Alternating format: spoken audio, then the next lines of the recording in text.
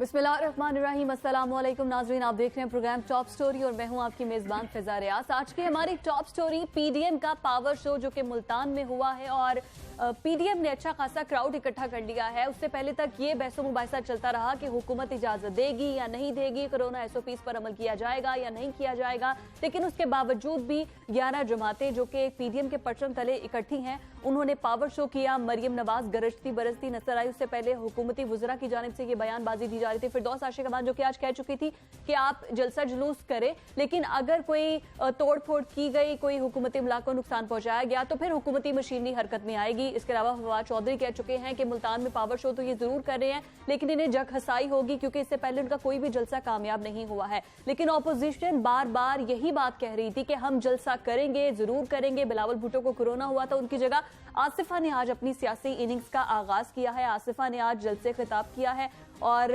यौम तासीस भी था पीपल्स पार्टी का, और उन्होंने भी यही कहा। बार बार वो मास्क लगाने का कहती रही, लेकिन मरियम नवाज ने आज के जलसे में खुद मास्क नहीं लगाया था। लेकिन उन्होंने कहा कि अगर इस मुल्क को किसी से खतरा है तो वो कोरोना वायरस नहीं है, बल्कि उस वायरस का नाम इमरान खान है। ऐसा कहना था मरियम नवाज का, और उनका ये कहना था कि कोरोना नहीं, हुकूमत जाने का रोना है हुकूमत को, इमरान खान को। इसी वजह से ये बार बार कहते हैं कि ऑपोजिशन को हम जलसा जुलूस नहीं करने देंगे, लेकिन जो जमे गफीर सड़कों पर निकला है ये इस बात की गमाजी करता है कि तमाम ऑपोजिशन जमातों के साथ अवाम खड़ी है और आपके हुकूक के लिए हम बाहर निकले हैं।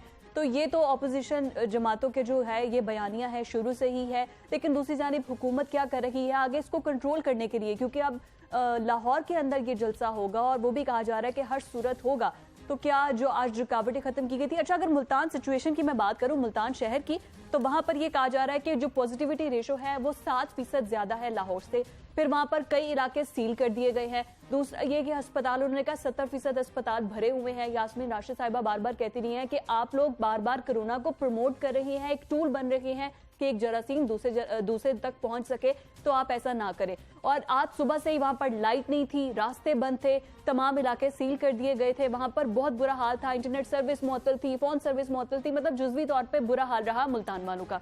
ये मैंने आपको मुल्तान की सिचुएशन बता दी है। लेकिन लाहौर में जो जलसा होगा देखना यह कि क्या लाहौर में भी यही सूरत हाल रहेगी, क्या इसी तरह से इंतजामिया जो है वो कंटेनर्स लगाकर रास्ता रोकेगी कि ऑपोजिशन इकट्ठी ना हो। और जो जलसा गाह था आज भी एक जलसा गाह बनाया गया, कंटेनर लगा और वहां पर सिस्टम वगैरह साउंड सिस्टम सेट किए गए ताकि ऑपोजिशन रहनुमा आके जलसे का खिताब कर सके।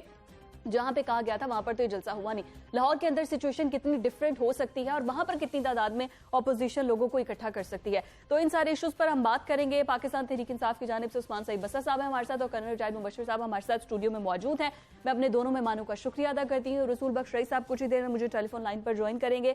सबसे पहले मैं कर्नल साहब आपकी जानिब आती हूँ, क्या कहेंगे, कितने मार्क्स देंगे आज के आप अपने मुल्तान के पावर शो को? मुतमईन है कि जो ऑपोजिशन दावे कर रही थी उससे ज्यादा लोगों को इकट्ठा कर सकी है कि नहीं? आज बिस्मिल्लाहिर्रहमानिर्रहीम 5 दिन से हुकूमत जो है वो मुल्तान में इन्होंने कोई ऐसी जगह नहीं छोड़ी जिधर से इन्होंने लोगों को अरेस्ट नहीं किया। यूसुफ रज़ा गिलानी साहब के तीनों बेटों को बार बार अरेस्ट किया।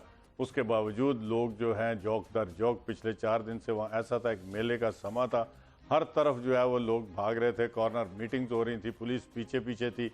और कल परसों से उधर कंटेनर लगाने शुरू कर दिए। जो हमारे सीनियर लीडर्स थे, मसलन मेयर मुल्तान जो थे, उनके घर में छापा मारा गया, किसी लीडर को नहीं छोड़ा। उसके बावजूद जो आवाम थी वो सड़कों पर रही। और आज आपने देखा कि वहाँ जलसा जिस जगह इन्होंने इजाज़त देनी थी वहाँ नहीं दी। और ये कहते हैं कि जी तोड़ फोड़ करते हैं। तोड़ फोड़ तो कल इन्होंने स्टेडियम की खुद की है, अंदर से हर चीज जो लगी लगाई थी उसका बेड़ा गर्क कर दिया। ताले क्यों लगाए थे? हमारे लोगों ने तो सिर्फ ताला तोड़ा, इन्होंने तो खुद अंदर हर चीज लगी लगाई जो है वो बर्बाद करके रख दी। पुलिस नहीं करती है, ये पुलिस को जो ऑर्डर्स मिलते हैं। और इस वक्त जो पीटीआई की हुकूमत है वो बिल्कुल उनको समझ नहीं लग रही है कि हम किस तरफ जाएं, क्या करें। और आज आपने देख लिया जलसा जो है वो बिल्कुल एक नई जगह पर हो गया जो प्लान नहीं थी। और वहां पर आपने देखा है कितने कारकुन आए, सारी पार्टियों की नुमाइंदगी थी, लीडरान वहां पहुंच गए, लाहौर से भी पहुंच गए। जी आप वहाँ पर क्यों नहीं मौजूद थे? मेरी भी नुमाइंदगी मौजूद है जी, मेरा बेटा अब जाता है हर जगह और अल्हम्दुलिल्लाह वो गया। हमें तो इन्होंने जख्मी करके छोड़ा हुआ है मुझे तो मेरी तो जो अब आपकी टांग ठीक है? जी अल्हम्दुलिल्लाह पहले से काफ़ी ज़्यादा बेहतर हूँ, मगर लीडरशिप का यही हुक्म है कि आप थोड़ा ना और आराम कर लें। मगर हम पॉलिटिकल वर्कर हैं, एक कॉज के लिए निकले हुए हैं और इंशाल्लाह ताला इस कॉज को किसी मकसद के साथ किसी नतीजे के ऊपर पहुंचाएंगे। और इसका नतीजा ये है हाँ। और क्यों हम लगे हुए ये है कि कोरोना से अवाम नहीं मर रहे। हाँ जी। वो जो मरियम साहिबा फरमाती है ना कि इनको जो डरो ना और ये इस तरह की बात हुई है। हाँ। ये डरे हुए हैं, ये गुर्बत से ज्यादा लोगों को मार रहे हैं, कोरोना से इतने नहीं मार रहे। मैं जो दवाइयां हैं हमारे टर्नओवर के मुकाबले में आज 500% उनकी दवाइयों की कीमतें बढ़ गई हैं। लोग नॉर्मल फ्लू में जो होते हैं वो भी ये खुदा ना खास्ता एज्यूम कर लेते हैं कि हमें कोरोना है, वो घर में स्टीम लेते हैं, जुशांदे पीते हैं और ठीक हो जाते हैं। ये जो इन्होंने एक ढोंग रचा दिया, कोरोना बिल्कुल एग्जिस्ट करता है, हमें उसकी प्रिकॉशनरी मेजर्स लेनी चाहिए, मगर ये कोरोना के ऊपर कुछ नहीं कर रहे। ये कोरोना सिर्फ और सिर्फ पीडीएम के जलसों के लिए ला रहे हैं। बच्चों को स्कूलों से छुट्टियां दे दी हैं, बच्चे घरों में बैठे हैं, बच्चों के वालिदैन, बच्चों के भाई वो बाहर मंडियों में फिर रहे हैं, दफ्तरों में जा रहे हैं, अपने अपने काम कर रहे हैं। तो भाई जब वो शाम को घर पे आते हैं तो क्या वो इन्फेक्शन नहीं लाते हैं कोरोना की? क्या वो बच्चे जो हैं उससे ज्यादा नहीं असरअंदाज होंगे? तो ये आधा तितर आधी बटेर सिर्फ बच्चों को छुट्टियां देके उनका तो फिर तालीम का आप क्या चाहते हैं कि फिर मुकम्मल तौर पर लॉकडाउन कर दिया जाए? नहीं, ये कहते जो हैं आज देखें इन्होंने को आपके खुद अखबारों में आया हुआ है तो 8-10 इलाके लाहौर के इन्होंने एक टर्म इन्होंने चाइना से ले लिए, स्मार्ट लॉकडाउन। मैं अभी अस्करी 10 से आ रहा हूँ, वहां किसी को पता ही नहीं है वो भाई किधर लॉकडाउन लगा हुआ है। वो तो कैंट में जवाब ले लेते हैं, वहां तो बहुत इजी था बसरा साहब क्या कहेंगे बंद करना। बसरा साहब दोगली पॉलिसी नहीं चलेगी। एक तो आपका बिस्मिल्लाहिर्रहमानिर्रहीम, एक तो आपका बड़ा शुक्रिया। देखिए दो किस्म की बातें हैं, एक तो रटरी टाइप बातें हैं जो ये अभी मेरे भाई कर रहे थे कि जो किसी ने वो तकरीर में बोल दिया है, मरियम सफदरवान ने वो बोलना शुरू कर दिया। अगर तो ये सच्चे हैं और ये भी कह रहे हैं दवाइयों की कीमतें बढ़ गई हैं 500%। 3 दवाइयों के नाम बताएं जिनकी 500% कीमत बढ़ी है। चलिए आगे गुफ्तगू को आगे बढ़ाते हैं। नहीं, ये देखिए इस तरह नहीं बढ़ेगी आगे। आप यहाँ पे बैठे हुए हैं, मेरी बात सुन ले, आप इंसुलिन लेता हूं, मेरी बात सुन ले, मेरी बात कहानी ना सुनाएं। इंसुलिन 3 महीने 2 साल पहले 300 रुपए की थी, आज 900 रुपए की है, 950 कौन सी इंसुलिन जो है लिली की बनी हुई 70-30 की। आए ना आप 2 साल पहले का देख लें और अभी देख लें। आप रिटर्न टैक्स सबक आप पढ़ रहे हैं, आपके लीडर ने आपको एक नेगेटिव साइड पर लगा दिया। आप तो सामने खड़े हुए को कहते हो कि ये लाइट नहीं है, अंधेरा है। एक लिली की हो गई, एक लिली होगी, दूसरी कौन सी है और कौन सी है? ब्लड प्रेशर की दवाई किधर गई है? क्या नाम ले, नाम रैंडम बात ना करें, नाम ले, कौन सी ब्लड प्रेशर की दवाई बढ़ गई है? और भाई जाओ जाके बाजार से पूछो, मैं डॉक्टर तो सारी अगर मैंने पूछा बाजार से है तो गुफ्तगू मैं बाजार से जाके सुन लूंगा। यहाँ टेलीविजन पे बैठ के आके तो फेसबुक की बातें मत किया करें। क्या कौन सी बातें ना किया करें? फेसबुक से बातें उठा के टेलीविजन पे मुझे सारा पता है, सारा कुछ पता है। जाएं जाके बाजारों से पूछे, अखबारें झूठ बोल रही हैं, आपको खुद स्टेट बैंक कह रहा है, आपको खुद एनालिसिस करने वाले लोग कह रहे हैं, आपके खुद आपके मिनिस्टर और एमएलए जो है वो असेंबली में बैठ कर कह रहे हैं कि 500% दवाइयों की शोर मत करें, मैं कह रहा हूं मत करें। 5 दवाइयों के नाम बताएं, वो आप बता नहीं पाए तो जाओ एस्प्रिन नहीं पूछ लें जाकर, जाओ एस्प्रिन नहीं जाके पूछ लें। अब आपको कोई पता नहीं है, आपने रैंडम बात कर दी है, किसी बात का आपको पता नहीं है। जाओ भाई किधर से आप लोगों को रहनुमा पीटीआई बना दिया, टीवी की स्क्रीन पे नजर आ रहा है, बच्चों वाली बातें करते जुम्मा 8 दिन हुए आपको सियासत में आए हुए। भाई साहब को किसी बात का पता नहीं है, ना इनको दवाइयों को पता है कौन सी बड़ी है। शराब अगर इसने कहा तो मैं आपको आप करके कह रहा हूँ तरीके से बोलो। मेरी बात सुने, कल आए हो पॉलिटिक्स में और आज बातें कर रहे हो तपड़ तपड़, जाओ जाके बाजार से पूछो, मैं डॉक्टर नहीं हूँ। बसरा साहब ये तो खैर नहीं बसरा साहब पर्सनल वाली बात नहीं है। पर्सनल से क्या मुराद है? आप तू करके बात कर रहे हैं, आपको तरीका नहीं है? जिस तरह आपका लीडर है उसी तरह की आपकी तरबियत है। ना मेरे लीडर ने ना मेरे माँ बाप ने ये तरबियत दी है। मैं आपको आप कह रहा हूँ और आप मुझे तू कह रहे हैं। आप जुर्रत कैसे करते हैं तू कहने की? आप हैं क्या? आपका स्टेटस क्या है? वेयर हैव यू कोई कम अप फ्रॉम? कैसे माँ बाप ने आपको तरबियत दी है? करना साहब बसरा साहब ये गुफ्तगू अरबों की प्रॉपर्टियां लेके भाग गए हैं। और जाओ मरो भूखो। तुम्हें क्या पता इत्तेफाक फैक्ट्री क्या थी? तुम्हें क्या पता इत्तेफाक फाउंड्री क्या थी? वो तो सोने के के बसरा चम्मच साहब, लेकर पैदा हो रहे हो, आप- आवाम की खिदमत के लिए आए। तुम लोग भूखे नंगे कर्नल साहब, मैं गुफ्तगू को आगे बढ़ाऊंगी। आसमानों पे बातें करते हो, बातें करते हो, चिल्लाइए लुटेरो, डाकुओ, लूट रहे हो सारा कुछ पिछले 2.5 साल से, तबाह करके रख दिया मुल्क का। बसरा साहब, पूरी जलसे की दुनिया जानिब को चलते पहचानने हैं। से इनकार नहीं आज पीडीएम के पावर शो पे क्या कहेंगे? हुकूमती कश्मीर आपने भेज दिया, फलस्तीन पे आप सौदा करने जा रहे हैं। बात करते हैं, आप लोगों को क्या पता मुल्क कैसे चलाए जाते हैं? जो चलाने वाले थे खैर खा, उनको आपने बेगुनाही के इल्जाम में आप लोग अरबों करोड़ों बनाए जा रहे हैं। किधर चीनी की कीमत गई है, किधर गंदम की कीमत गई है, मैं आपसे रिक्वेस्ट कर रही हूँ, मैं आपसे रिक्वेस्ट कर रही हूँ, आप खामोश रहिए। बसर साहब, मैं आपसे जलसे की जानिब आती हूँ। नहीं, देखिए ये नहीं होगा अगर मैं सर जलसे की तरफ, सर आप बोलिए, आपने क्वेश्चन किया था, आप बोलिए जलसे की तरफ आते हैं जो मुल्तान में जलसा हुआ है।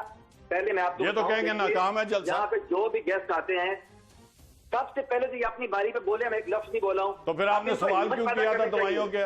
क्यों आपने सवाल का पूछा था मेरे से? आप जो कमेंट्री का ले रही हैं एंकर, उनसे आप सवाल करें। आपको अदब ही नहीं है, आपको तरीका ही नहीं है। आप मुझसे पूछते हैं दवाइयों के नाम बताओ। गलत बयानी कर रहे हैं, गलत बयानी कर रहे हैं। मैं सामने बैठा हूं। बसर साहब, गलत बयानी वाली बात नहीं है। अद्वियात की कीमतों में तकरीबन आपको गलत बयानी सिखाई कर्नल गई। साहब मेरी आपसे रिक्वेस्ट है, आप चुप कर जाइए। बसर साहब, मेरी आपसे रिक्वेस्ट है, आप भी चुप कर जाइए। जो अद्वियात की कीमतों का आपने जिक्र किया, उस पर मैं प्रोग्राम्स कर चुकी हूँ। तकरीबन 107% कीमतों में इजाफा हुआ है, 300% तक। ठीक है, अब आगे 500 हुआ है। वो कुछ इंसुलिन और जान बचाने वाली, जैसे 950 कितने % हुआ? और मान भी नहीं रहे। कैंसर की और टीबी की जो अद्वियात थी, उन पे पहले सब्सिडी दी जाती थी हुकूमत की जानिब से, शहबाज शरीफ की जानिब से, अब वो खत्म कर दी गई है। हॉस्पिटल में लेकिन वो दवाई है अलहदा नहीं, डिबेट, मिलती कर्नल साहब नहीं। भेजो, बसा साहब से बात करने दे, वो एक अलग डिबेट है। हमारा जो आज मौजू बहस है वो है सियासत, और सियासत में जो ऑपोजिशन पावर शो कर रही है, जल्द से अच्छे खासे लोग इकट्ठे हुए हैं और हुकूमत ने तो पूरी कोशिश की है कि रोक सके, रुकावटों के बावजूद लोग पहुंचे हैं, आप रोक क्यों नहीं सके? अच्छा देखिए, मसला ये है कि एक मॉरल अथॉरिटी है, एक लीगल अथॉरिटी है। जी। लीगल अथॉरिटी ये है, इस मुल्क के अंदर कोरोना के बाद एक डिजीज प्रिवेंशन एक्ट है। वो एक्ट ये कहता है कि जिन जिन जगहों के ऊपर कोरोना की बढ़ोतरी है वहां पे अवामी इज्तिमात नहीं होंगे। यानी कि ये अपोजिशन का ये इकट्ठ जो दरअसल चोरी बचाने, चोरी को लेजिटिमाइज करने के लिए निकला है, जो एनआरओ लेने के लिए निकला है, न कोई मॉरल अथॉरिटी इनके पास नहीं है कि आप एक लीगल अथॉरिटी को भी चैलेंज कर रहे हैं। आप पब्लिक इस्तेमाल कर रहे हैं, सियासी इस्तेमाल कर रहे हैं, कोरोना को बढ़ाने का बायस बन रहे हैं, उसका व्हीकल बन रहे हैं। और दूसरा मॉरल अथॉरिटी ये है कि अब तक 5 जलसे हुए हैं जी इनके।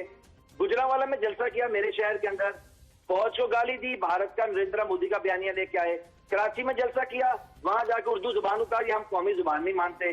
कोयटा में जलसा किया, क्या आजाद बलूचिस्तान की बात कर रहे हैं। पेशावर में जलसा किया, जब जलसा करके आए और आज वहां कोरोना का रेट ले लीजिए। आज मुल्तान के अंदर हमने इनसे एक रिक्वेस्ट की कि देखिए, आप पाकिस्तान में चोरी बचाओ मुहिम को जारी रखें, क्योंकि आपकी लीडरशिप से चोरी से बात तो बसर साहब, जो असद उमर साहब ने जो रैली से खिताब किया है, और वहां पर कितना रश था, क्या वहां पर नहीं कोरोना फैल सकता था? उस बारे में क्या ख्याल है? ये बड़ा वैलिड आपका क्वेश्चन है। देखिए कि कोरोना के एसओपीज पूरे मुल्क के अंदर यूनिफॉर्मिटी नहीं है, इसको अंडरस्टैंड करने की जरूरत है। आज लोअर दीर के अंदर कोरोना का फैलाव नहीं है, लिहाजा वहां पे एसओपीज नहीं है। मेरे हल्के के अंदर जो मेरा गांव है काली सूबा और वांडो, वहां पे क्योंकि एसओपीज का इतलाक नहीं है, वहां पे एक भी कोरोना केस आज तक रिपोर्ट नहीं हुआ है। लेकिन जहां पे कोरोना के केसेस रिपोर्ट हो रहे हैं, वहां पे एनसीओसी ने चारों सूबाई वज़रा, वजीर आला जो है वहां बैठते हैं, उनकी मौजूदगी में फैसला किया है गिलगित बल्तिस्तान और कश्मीर समेत की लीडरशिप के कि वहां पे आप स्मार्ट लॉकडाउन की तरफ जाएंगे, अवामी इज्तिमात नहीं होंगे। मुल्तान उनके अंदर हॉटस्पॉट है। मुल्तान के अंदर आज पाकिस्तान में जो नमू है कोरोना की, वो है 4.85 और मुल्तान के अंदर है 17%, 17%। 70% मुल्तान के अंदर बेड ऑक्यूपाइड हैं कोरोना के मरीजों से। पूरे पंजाब में सबसे नंबर ज्यादा है, लेकिन इसके बावजूद बसर साहब, अलार्मिंग, देखिए अलार्मिंग सिचुएशन तो तब आती है, आपने कहा 70% बेड जो है वो ऑक्यूपाइड है जलसा होने से पहले, यहाँ तो ना जलसा होने के बाद हो। आपने तो फैक्ट्स एंड फिगर्स बता दिए जलसे से पहले ही, कि मतलब आपके फिर हुकूमत पे और जो सेहत के इकदाम है उन पर ये बहुत बड़ा सवालिया निशान है कि 70% बेड जो है वो भर चुके हैं मुल्तान में। यहाँ तो होना कि 70% बेड तब भरते जब जलसा हो गया होता। तो लाहौर तो इसका इससे भी मतलब बड़ा ये है- शहर है, फिर उस पे तो बहुत इसका ज्यादा। मतलब ये है, जी। अगर मैं आपका लॉजिक बाय कर लूं, इसका मतलब ये है कि आप इस अपोजिशन को बावजूद कोरोना की खतरनाक सिचुएशन के इनको जलसे करने दें, अवामी इज्तिमा करने दें, और कोरोना के बढ़ाव में जो हिस्सा ये डालना चाहते हैं, क्योंकि दरअसल देखिए इनका इंटेंशन क्या है, इनकी मेलाफाइड इंटेंशन है। पहले ये कहते थे हुकूमत लॉकडाउन नहीं कर रही, रोक नहीं रही। जब हमने रोका, इनका ख्याल था ये सारी इकोनॉमी बैठ जाएगी। इकोनॉमी तो बैठी नहीं। दुनिया के अंदर दो स्पेकुलेटेड इकोनॉमी है, चाइना और पाकिस्तान की, जो पॉजिटिव आएंगी, बाकी सारी दुनिया की इकोनॉमी स्पेकुलेटेड नेगेटिव आएगी। भारत की -15 में जा रही है, अगली स्पेकुलेशन 3 महीने की। पाकिस्तान की ग्रोथ रहेगी 4% पॉजिटिव के अंदर। अब इन्होंने देखा कि इकोनॉमी तो बैठी नहीं है, आप ये लोगों की जानों के दर पे आ गए हैं। बसर साहब, जो मैंने सवाल आपसे किया था उसका जवाब मुझे अभी तक नहीं मिला। खैर, मैं आपकी तरफ आती हूँ। रसूल बख्श रईस साहब हमारे साथ मौजूद है। बहुत शुक्रिया सर आपके वक्त के लिए भी। आपका कॉलम मैं पढ़ी थी और बिल्कुल आखिरी जो लाइंस थी मैं चाहूंगी कि मैं अपने ऑडियंस के सामने भी यही पढ़ूं कि आपने भी यही कहा है कि मेरे दोस्तों एहतियात करें, अपनी और अपने अजीजों की जिंदगी को महफूज बनाएं, सियासतबाजों के हाथ से खेलना कोई दानिशमंदी नहीं है। क्या कहेंगे? हमारे तो आवाम बेवकूफ बन रही है दोनों तरफ से, हुकूमत की जानिब से भी और अपोजिशन की जानिब से भी।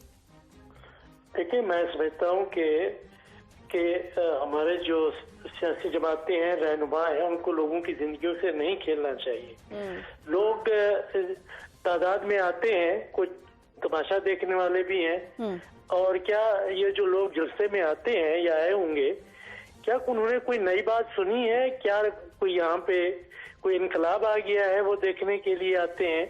ये तमाम बातें जो आज उन्होंने की हैं, ये पिछले 2 साल 3 साल की तकरीरें उठा के देख लें, और खुसूस तौर पे जब से कि पीटीआई की हुकूमत आई है, वो एक ही तकरीर है जो बार बार वो किए जा रहे हैं। तो आखिर अवाम में क्या जज्बा है कि वो यहाँ पे आते हैं, खुद आते हैं, रह जाते हैं? मेरा ये जो भी एक सवालिया निशान है। नहीं, सवालिया निशान भी है, और इसका हल, ये इतना बड़ा सवालिया निशान भी नहीं है कि हर एमएनए एमपीए और ये जितना सियासत के खेल में है हमारे लोग, उनकी जिम्मेदारी होती है कितना लोगों को आप लेके आए। तो ये लोग अपने तौर पे बहुत कम लोग आते हैं, उनको ख्याल है कि अपनी रोजगार है, अपना काम है, बच्चों के साथ वक्त गुजारना चाहिए। लेकिन जो आप पहले बात कर रही थी, वो ये कि जहां भी इज्तिमा होगा, कोई भी करेगा, उससे कोरोना फैलेगी। और पाकिस्तान ने तो मैं समझता हूँ कि बहुत अच्छा काम किया है। यहाँ पे जो तादाद है मरने वालों की, वो भी दुनिया में कम तरीन है, और जितना लोग इससे मुतासिर हैं वो भी कम है। तो उस कामयाबी को हमें रखना चाहिए था। लेकिन अब लग ये रहा है कि ये सिर्फ पाकिस्तान में नहीं हुई, सेकेंड वेव सारी दुनिया में आई है। तो सेकेंड वेव के लिए जो तैयारी हुकूमत कर रही थी, वो फिर ये जलसों ने उसका मेरे ख्याल में उससे को मुतासिर करना है। अब देखते हैं कि कितना लोग उससे मुतासिर होते हैं, ये तो बाद में पता चलेगा। लेकिन जो एक साइंसी तौर पे चीज मौजूद है, बिल्कुल साबित हो चुकी है कि जहाँ भी लोग इकट्ठे होंगे और जब वबा फैली हुई हो, और 120 तो यहाँ इन जलसों में कभी ऑब्जर्व नहीं हो सकते, तो लोग जाहिर है कि इससे बीमार पड़ेंगे और इसमें हलाकतें भी हो सकती हैं। तो इसलिए तो मेरी गुजारिश यही है कि अगर सियासतदान अवाम की जिंदगियों के बारे में इतना बातात नहीं है, तो कम से कम हमें बातात होना चाहिए। बिल्कुल ठीक है। अच्छा, रसूल बख्श रईस साहब, आपने बिल्कुल लास्ट में जो बात की है, आपने सियासतदानों का जिक्र किया है, तो फिर अगर हलाकतें होती हैं, जिम्मेदार कौन होगा? हुकूमत पहले कहती रही हम जलसे की इजाजत नहीं देंगे, फिर एट द एंड जलसा करके भी दिखा दिया ऑपोजिशन ने, मतलब एक तरह से स्टेट को चैलेंज ही किया। तो फिर जिम्मेदार ऑपोजिशन है या हुकूमत है, या हुकूमत की रिट इतनी कमजोर है कि ऑपोजिशन को नहीं कंट्रोल कर सके? हुकूमत, कोई भी हुकूमत ये जलसे आज तक न रोक सकी है, न रोके जा सकते हैं। ठीक, तो एक जगह नहीं दूसरी जगह इकट्ठे हो जाएंगे, वो उन्होंने शो करना ही है। लेकिन हुकूमत ने कम से कम जो अपनी अखलाकी जिम्मेदारी है, कानूनी जिम्मेदारी है, वो पूरी कर दी है कि जी हम इसकी इजाजत नहीं दे रहे। उन्होंने रुकावटें भी डाली हैं, बातें भी की हैं, गिरफ्तार भी किया है, लेकिन वो उस हद तक हुकूमत नहीं जानना चाहती जहाँ पे आप लोगों के ऊपर लाठियां चलाएं, गोलियां चलाएं, और वो जो खेल का मैदान जो 70s में और 80s में हुआ करते थे, वो हर तरफ खून की होली खेली जाए, तो वो हुकूमत उसके लिए तैयार नहीं थी, और होना भी नहीं चाहिए, उस वक्त तक जाना भी नहीं चाहिए। ठीक है, वो जलसा करना चाहते थे, हुकूमत ने इजाजत नहीं दी, जलसा कर लिया। अब कौन सी जमहूरियत बहाल हो गई और कौन सी जमहूरियत मर रही थी? यही बात सर। अब जलसे जुलूस तो कर रही है ऑपोजिशन, तो इसका फायदा क्या है? ये मतलब कि सिर्फ जलसे जुलूस तक बात महदूद रहेगी, या ये सिर्फ जलसे जुलूस जो है ये टिप ऑफ आइसबर्ग में से कहूंगी कि मतलब अभी बहुत कुछ आगे भी है ऑपोजिशन की जानिब से जो शो देखना बाकी है? अभी 3-4 महीने अभी देखना होगा हमें कि यह फिजल आउट होता है या इस तरीके से जारी रहता है। उनको वही वाज़ेह तौर पे कह रहे हैं कि जी हमने जनवरी तक इमरान खान की हुकूमत को गिराना है, इनको घर जाना चाहिए, घर जाना चाहिए, घर जाना चाहिए, यही बातें कर रहे हैं। अब घर कैसे जाएंगे भाई? कि आप जमहूरियत चाहते हैं, जमहूरी तरीका तो यही है कि इंतखाबात हो, इंतखाबात में टर्म तो नहीं होने लगे और उनको होने की जरूरत भी नहीं है, और कोई दुनिया का मुल्क तैयार नहीं है इस वबा के अंदर।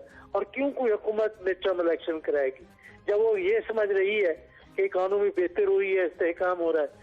और जब तक कि सियासी इस्तेहकाम नहीं होगा, ये हमारे सियासी भाइयों को समझना चाहिए। तो सर लाहौर का जलसा 1.25 करोड़ की आबादी और मुल्तान के अंदर सिचुएशन हमारे सामने है, लाहौर का जलसा फिर कैसा होगा? कोरोना पर इसके इफेक्ट्स क्या होंगे?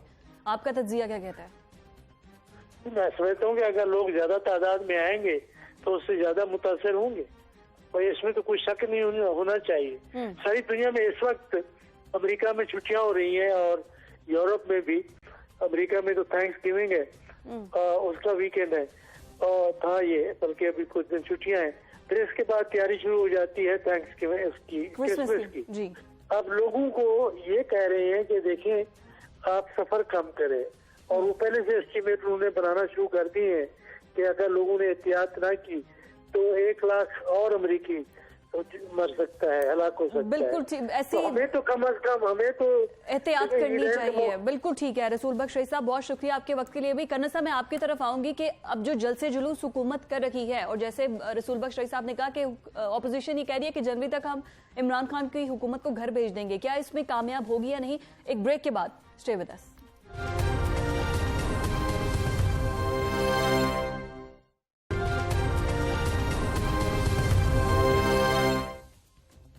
वेलकम बैक नाजरीन, खुश आमदीद कहेंगे आपको एक बार। और कर्नल साहब ओवर टू यू, आपकी तरफ आती हूँ। सवाल मैं ये छोड़कर गई थी कि क्या ऑपोजिशन ये जलसे जुलूस करके खान साहब की हुकूमत को घर भेज देगी? देखें, रसूल बख्श साहब ने कुछ बातें की कि जलसों से कुछ नहीं होगा, जमहूरियत आएगी नहीं, जाएगी नहीं, हुकूमत जाएगी नहीं।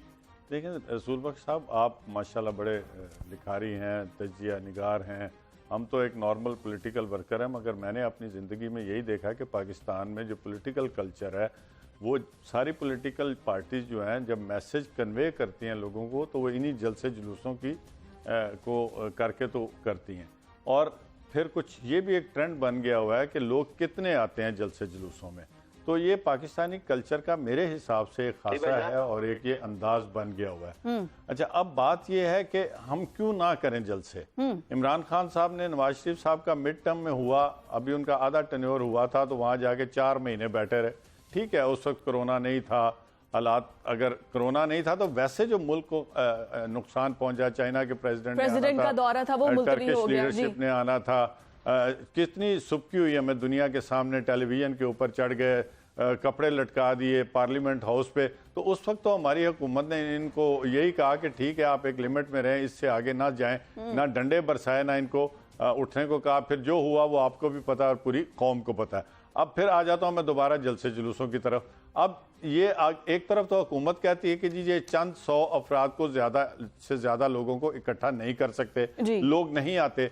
तो जब ये हम चंद 100 अफराद ही हम लाते हैं तो फिर हुकूमत को डर किस बात का? अभी देखें जितनी लाहौर की जामिया मसाजिद हैं उन सारों में नमाजें हो रही हैं, वहाँ हुकूमत जो है वो सारे SOP भूल गई है। अनारकली में माल रोड की तरफ से लोहारी की तरफ दिन में हजारों लोग जा रहे होते हैं और सारे they are walking in very close vicinity.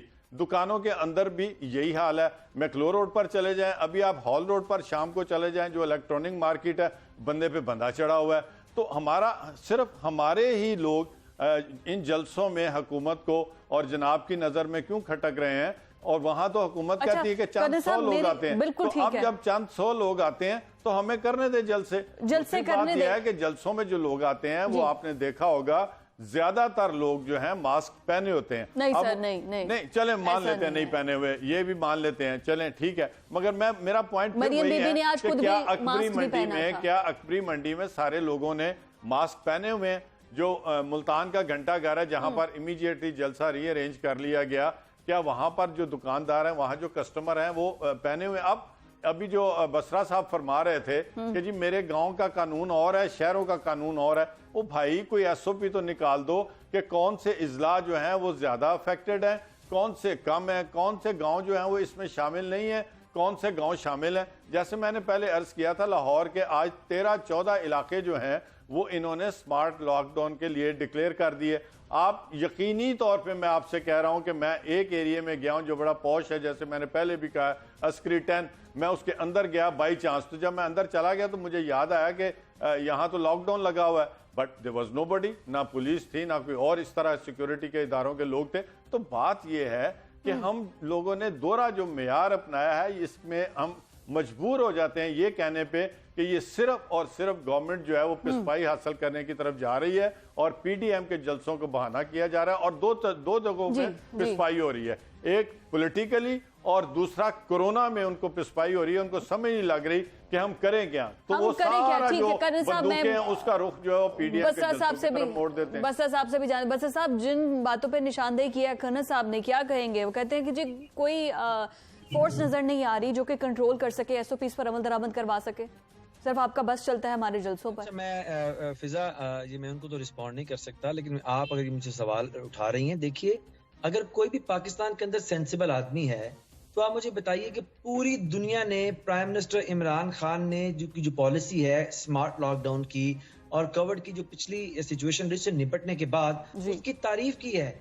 हत्ता के इकोनॉमी जो आपका इकोनॉमिक फोरम है सबसे बड़ा, ठीक है, economic forum, world economic forum के ऊपर एक दिन पाकिस्तान की इस मामले के ऊपर सेलिब्रेट किया गया। जी, ठीक है, आगे सुनिए, ये सिर्फ नहीं, बिल गेट्स ने पाकिस्तान फोन करके प्राइम मिनिस्टर से कहा कि ना सिर्फ उनको मुबारकबाद देते हैं बल्कि वो हैरान हैं कि पाकिस्तान ने किस तरह से इस बेहतरी से कोरोना के साथ निपटा है कि आपकी मुईशत भी चल रही है, आपके गरीब का चूल्हा भी नहीं बुझा और आपने वबा पे भी काबू पा लिया। पाकिस्तान की मोर्टेलिटी रेट दुनिया में सबसे कम है। आप इकोनॉमिस्ट उठा लें, आप वर्ल्ड हेल्थ ऑर्गेनाइजेशन उठा लें, दुनिया पाकिस्तान के वजीर आजम की तारीफ कर रही है, और ये मेरे भाई कह रहे हैं कि इनको पता ही नहीं निपटना कैसे है। मतलब इस पे बंदा अफसोस ही कर सकता है। पूरी दुनिया वजीर आजम इमरान खान को सराह रही है और यहाँ चोरी और उसके पीछे छुपे हुए लोग कह रहे हैं कि इनको पता नहीं है।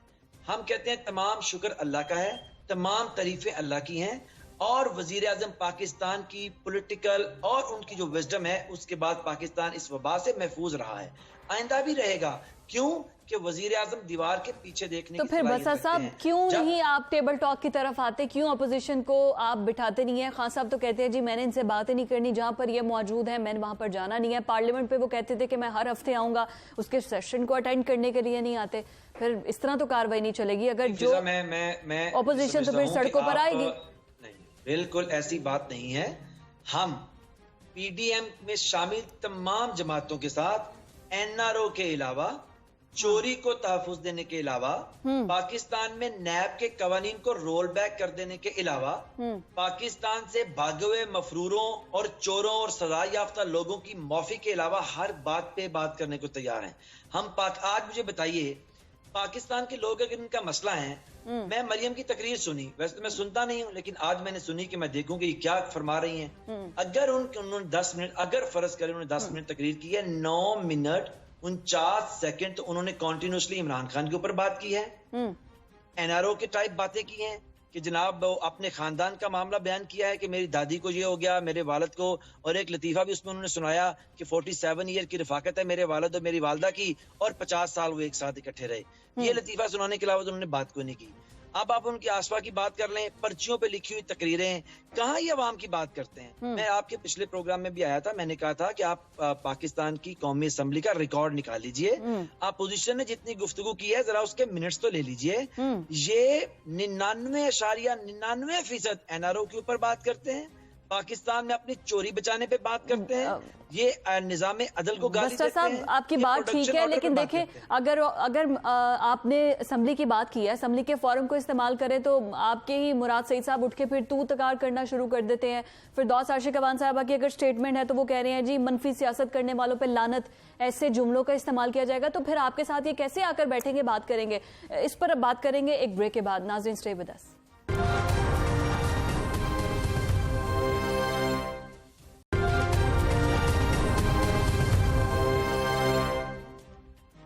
वेलकम बैक नाजरीन। कल साहब मैं आपकी तरफ आती हूँ सबसे पहले, क्योंकि अब प्रोग्राम का बिल्कुल लास्ट पार्ट है। जो सियासत चल रही है और जैसी जबान इस्तेमाल हो रही है, आज मरियम बीबी की भी जबान, मैंने ब्रेक पर जाने से पहले फिर दौस आशिक अवान साहब की गुफ्तगू कोट की थी कि वो कह रही थी कि ऐसी सियासत पर लानत, लानत जैसे अल्फाज। फिर उन्होंने कहा जी थूक कर चाटा है, वायरस है तो इमरान खान है। मतलब इस तरह के इल्काबात से नवाजना एक दूसरे को, तो फिर आप कैसे अच्छी एक पॉजिटिविटी दिखा सकते हैं माशरे में? यही कुछ तो बाकी भी जो आपके फॉलोअर्स हैं वो करेंगे। देखें जी, फिरदौस आशिक अवान साहबा के जुमले आप देख लें, मैं तो वो रिपीट भी नहीं करना चाहता कि उन्होंने वालदा की जो डेड बॉडी है वो कैसे भेजी है। आई मीन जो लफ्ज़ उन्होंने इस्तेमाल किया वो देख लें। चौहान साहब जो कुछ कहते हैं वो अभी आज ही स्टेटमेंट चल रही थी कि ये जमहूरियत के चैंपियन कहाँ से बन गई है पोजीशन। वो भाई सारी पार्टियां आपसे पुरानी हैं। पीपल्स पार्टी कब से बनी हुई है? जमहूरियत की दाई है, जमहूरी हैं वो लोग, उन्होंने कुर्बानियाँ दे दी। मियाँ नवाज शरीफ ने इतनी कैद काटी, जमहूरियत की खातिर ही काटी हैं, वो कोई और तो नहीं है। और दूसरा ये जो अभी बसरा साहब फरमा रहे थे कि नेशनल असेंबली में एनआरओ मांगते हैं, वो भाई कब मांगा एनआरओ? और किसने कहा एनआरओ? आप कोई एक तकरीर किसी लीडर की उठाकर दिखा दें जिसमें उसने एनआरओ मांगा हो। आप खुद ही जो मर्जी अल्फाज इस्तेमाल कर लेते हैं और फिर उसके बाद कहते हैं कि जी इमरान खान साहब की सियासी बसीरत की वजह से कोरोना टल गया। ओ भाई, सियासी बसीरत नहीं है ये, हमारे जो पाकिस्तान के अवाम हैं इनको अल्लाह ताला ने क़ुव्वत मुदाफ़अत इतनी दी हुई है कि ये इस तरह के जो वायरस हैं इनका मुकाबला कर लेते हैं। आप तो स्मोक पे कंट्रोल नहीं कर पाए, आप तो भट्टे बंद कर रहे हैं और जो वो धान काटते हैं उसको आप चलान कर रहे हैं। और जो आपके ज़ेर सरपरस्ती फैक्ट्रियों में रबर जल रहा है, जो कि 1 घंटा रबर जले और भट्टे 50 चले लाहौर में, तो वो एक बराबर होता है। उन फैक्ट्रियों को आप लोग रोकें। आपको शुक्र अदा करें कि पाकिस्तान में फौज एक मुनज़्ज़म इदारा है जिन्होंने आपको ऑपरेशन एंड कमांड सेंटर बना के दे दिया इस्लामाबाद में। जो झूठ सच आप उनको पहुंचाते हैं वो बेचारे उसको कंपाइल करते हैं। उनको क्या पता कि फील्ड में आपने जो बस्तर साहब ये वैसे सेकंड टाइम ये एलिगेशन आया है, स्मार्ट लॉकडाउन लगाया, उसके ऊपर इम्प्लीमेंटेशन भी हो रही है। क्या कहेंगे बस्तर साहब? पूरी दुनिया को आज जो आप प्रोपेगेंडा करते हैं उसके मुताबिक जवाब आता है। जो हालात ऑन ग्राउंड है वो देखें। मैं बिल्कुल ये आपको सच्ची बात बता रहा हूँ जी। उनको बस्तर साहब बोलिए आप।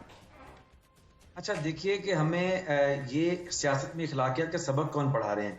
बेनजीर की बरहना तस्वीर, जाली तस्वीर हेलीकॉप्टर से फिकवाने वाले, उनको बेचारी वफात पा गई हैं, पीली टैक्सी का खिताब देने वाले, उनकी वालदा की तस्वीरें फिकवाने वाले, और उनका जो बेटा है जरदारी साहब का अभी अगले रोज पार्लियामेंट में खड़े होकर इमरान खान को गाली बक रहा था। और ये हमें कह रहे हैं इखलाकियात का सबक दे रहे हैं। ये उनको चोर कहते थे, वो इनको डाकू कहते थे, वो इनको मोदी का यार गद्दार कहते थे, और ये उनको मिस्टर 10% किसने कहा? आप तो बन गए। अच्छा मुझे बात सुनिए फिजा, जो मिस्टर 10% का लकब है वो जरदारी को किसने दिया हुआ है? और फजलुर रहमान को डीजल का लकब किसने दिया हुआ है? ख्वाजा साहब जो है सियालकोट वाले। चले पीटीआई अब कुछ रिवायात को चेंज करे। आप सुन तो लीजिए सर, लास्ट बिल्कुल लास्ट में क्या है? वन लाइनर ये है, लास्ट वन लाइनर ये है कि पाकिस्तान के अंदर कोविड-19 की सर्ज है, इसके हालात ठीक नहीं है। तमाम लोगों को रिस्पॉन्सिबिलिटी का मुजाहरा करना चाहिए, तमाम लोगों को रिस्पॉन्सिबिलिटी का मुजाहरा करना चाहिए। मैं अपने दोनों मेहमानों का शुक्रिया अदा करती हूँ। और नाजरीन ठीक है, बहुत शुक्रिया करना साहब आपका भी। आज के प्रोग्राम से मुझे इजाजत दीजिए। अल्लाह हाफिज।